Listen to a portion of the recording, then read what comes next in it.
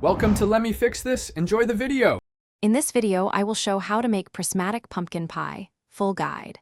Preheat your oven to 350 degrees F, blind bake the crust until set, and divide the pumpkin filling into portions for tinting. Use natural colorants like beet juice and spirulina, then gently layer each tinted filling into the crust. Smooth each layer and bake until a knife comes out nearly clean, then cool before slicing to reveal the prism. Gather ingredients and measure precisely for consistent layers.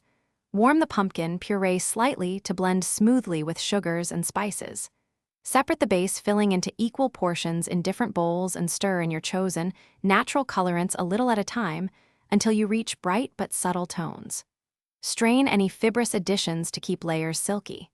Prepare for a calm, steady pouring process to keep colors distinct and even. If you are finding this video helpful, please subscribe and like the video to support more recipes.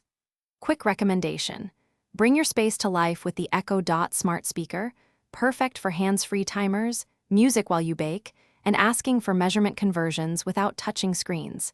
It pairs nicely with a messy kitchen. Check the description for the Echo Dot link and other deals, and now let's get back to the video. Pouring technique makes the prismatic effect successful, so pour slowly and keep your bowl near the crust to prevent splashing.